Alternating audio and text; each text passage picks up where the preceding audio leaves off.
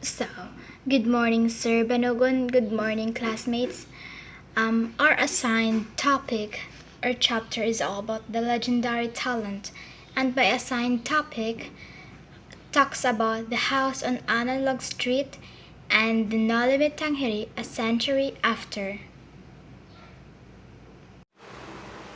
Okay, good morning, sir. Good morning, classmates. So, today I'm going to tackle about my topic, which is the house on Analog Street. So we wonder why this is part of the Rizal's history, the house on Analog Street. It is because it was stated in the book of Ambit Ocampo that Rizal started writing his novel No Limitangere in a particular house on the Analog Street.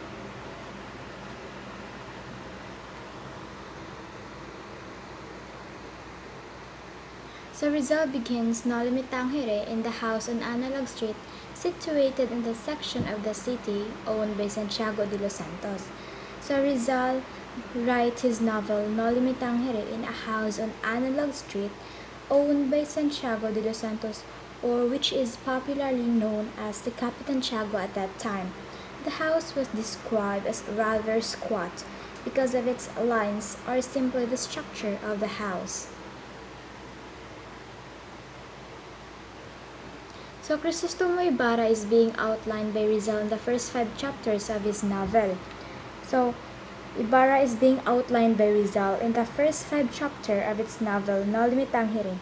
And to trace the footsteps, the church in Binondo serves as the landmark in taking note of all the structures along Juan Luna Street from Plaza Cervantes to Plaza Calderon de la Barca.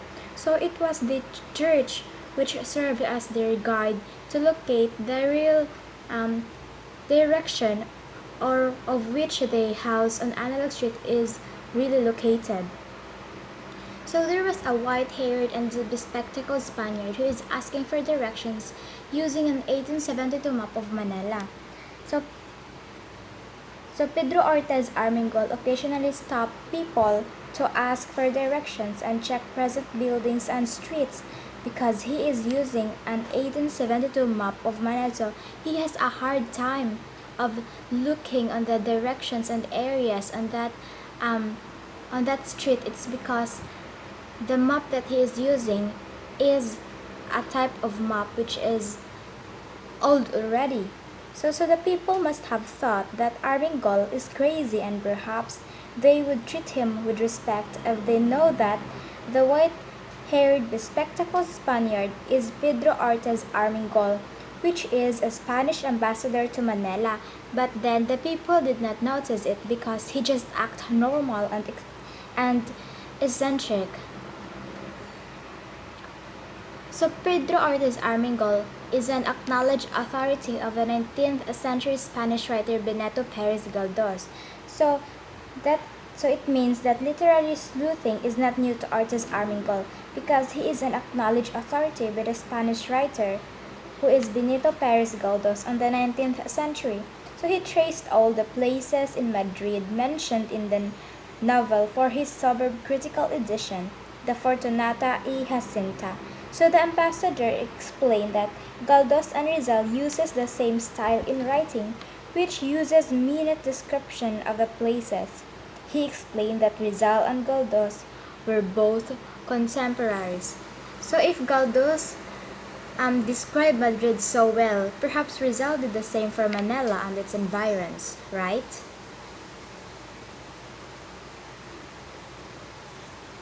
So on the 5th chapter of No Limitangere, artist Armengol was able to approximate the location of Capitan Tiago.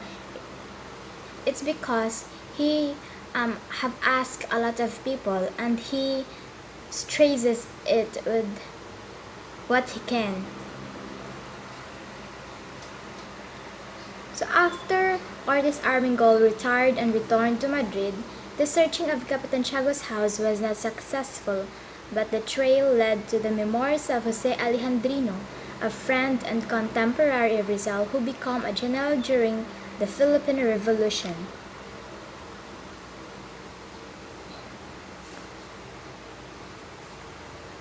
So when artist Armengol retired and returned to Madrid, ay hindi nagtagumpay ang paghahanap sa lokasyon ng bahay ni Kapitan Tiago, but meron namang magandang nangyayari na kung saan napag-alaman na mayroong isang kaibigan and contemporary of Rizal, which is si Jose Alejandrino, which became a general of the Philippine Revolution at that time, na siyang nagsabi na ang bahay ni Kapitan Tiago was indeed on Analog Street. So it was Jose Alejandrino, who is a contemporary of Rizal's, who says that the house on Kapitan Tiago is indeed on Analog Street.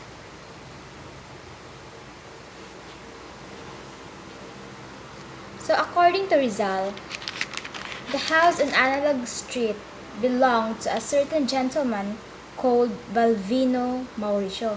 Before, this house belongs to Don Telisforo Choydan. So Alejandrino also added that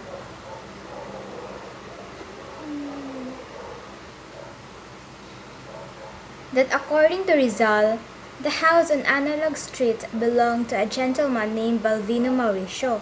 And Alejandrino has doubt about this. Why? Because what he knows is that it was Don Telisforo Choydan is the owner of the house. But the truth is, before Balvino Mauricio left the Philippines, he was able to escape the wave of arrests, deportations, and executions na sinundan ng pagbitay ng tatlong paring sina Padre Gomez, Burgos, at Zamora, which happens in the year 1872. And he hurriedly sold his house to another wealthy businessman na si Telisforo Choydan pagkatapos ito ay umalis na siya patungong Hong Kong.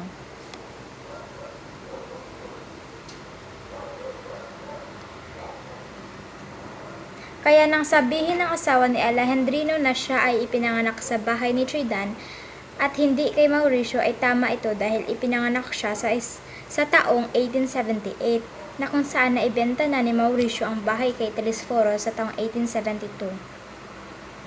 So in the research about Balvino Mauricio did not yield much. The only information about him is that he escaped the wave of arrests, deportations, and executions. Yeah, that's what I have said a while ago.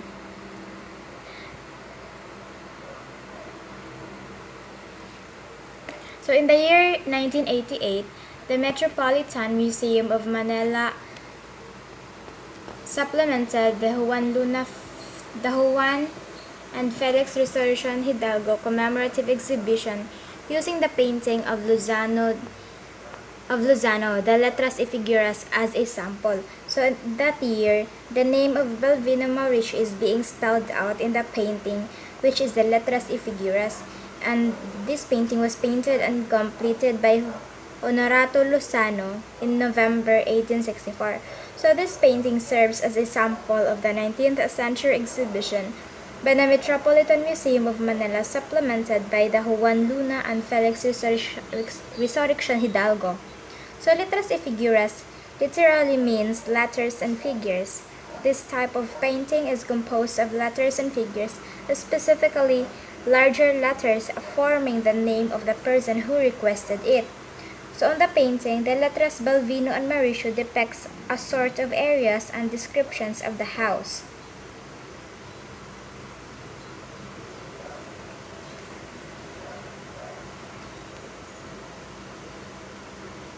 So Rizal described the house as a wide staircase, green, banistered and partly carpeted, rose from the tiled court at the entrance.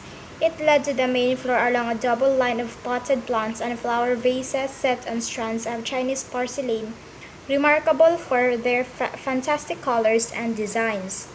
So at the head of the stairs, the visitor would have found himself in a spacious entrance hall, serving for the occasion as a combination of music and dining room. The large table in the center, richly and profusely decorated, would have been winking delectable promises note to the uninvited guest.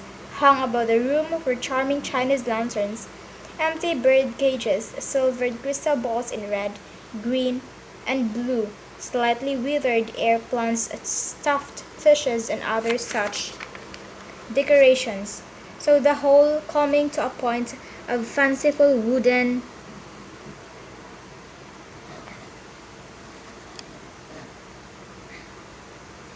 wooden half Chinese, half European, which framed the side of the room overlooking the river and gave a glimpse of a porch with trellises and kiosks dimly lighted by multicolored paper lanterns. So Rizal's description approximates the vignettes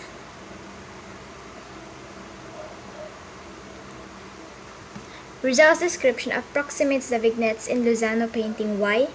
Because both has similar descriptions and similar representations as what the painting depicts to what the painting shows about. Lozano painted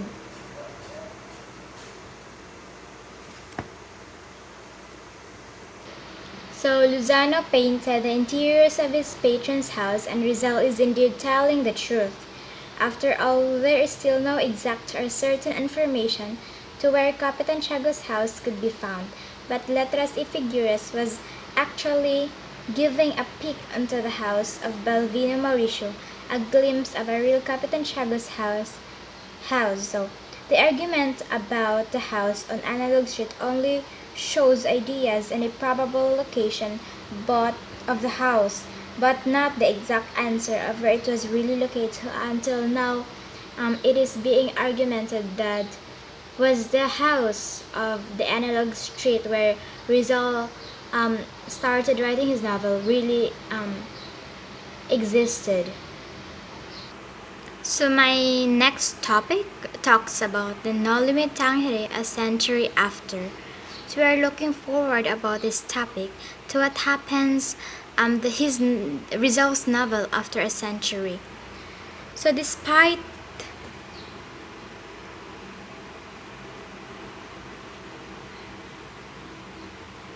the busy Rizal industry, it is surprising that people can still find something to say about Rizal and Donnelly after its publication. So despite the busy Rizal industry, it is still surprising that people can still find something to say about Rizal and Donnelly after its publication. So after the publication of the No Limit Tangere, people became fighters. Ang mga tao ay patuloy pa rin naniniwala kay Rizal at sa nobela nito dahil sa laking impluensya nito sa mga mamamayan. The novel must not be viewed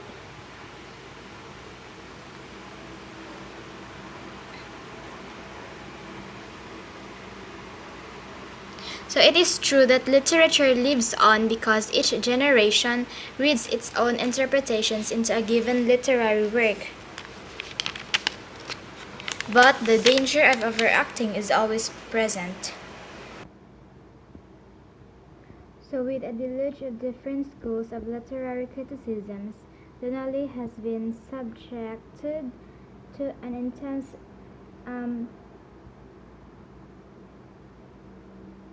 that has proven to be interesting. But the danger of overacting is always present, and after analysis, what emerges may not be Rizal, but the critics who finds the things he wants to find and blame the author for the things he cannot find. So, based on this, the reader who critiques the writings of different authors is being criticized by the readers. It's because they expect that they could get something from it. They expect that what they want to learn from it is they could get it, they could learn it. But then if they can't, they would put the blame onto the author itself. So the Nolly was written with specific aims and targets. Yes, Rizal wrote Nolly with dedication as he thinks or brings out his purpose of writing such novel. He aims about peace, equality, a target to attain justice they've longed for a long period of time. So some lecturers published a book that gives us something to argue about, even after centuries. Even if Rizal is already dead, but his work still lasts and gives inspiration for everybody. Mamatay man ang tagapagsulat, ngunit mananatili pa rin ang mga sulat nito na naglalaman ng totoong kaganapan noon at kaalamang kailan may tatatak sa bawat isipan ng mga tao.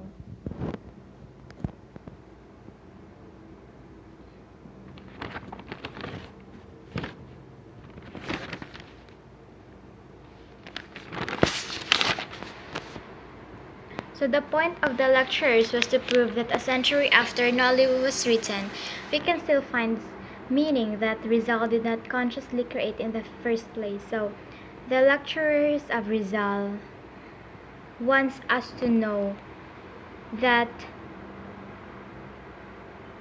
after Nolly was written, we can still find the meaning of it.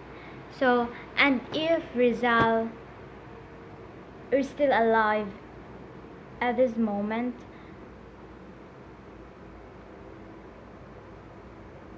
we may not be reading his books, his writings.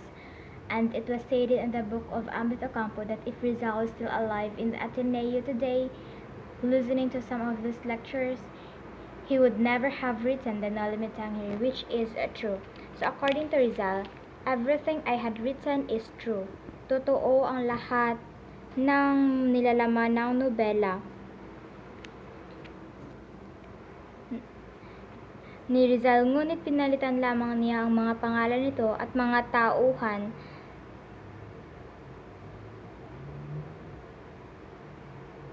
sa karanasan niya habang siya'y nakakulong. So bilang kabuuan, ang Nolimitangere ay nagsisilbing batayan sa ngayon kung ano nga ba ang kaganapan sa kapanahunan ni Rizal. At ngayon bilang pag-aalala sa bayaning si Jose Rizal, patuloy pa rin inaalala ang lahat ng mga sulat nito kahit ilang taon pa ang lilipas, kahit ilang henerasyon pa ang dumaan, ito'y patuloy na ipapasa sa bawat susunod pang mga henerasyon. At yun lang po.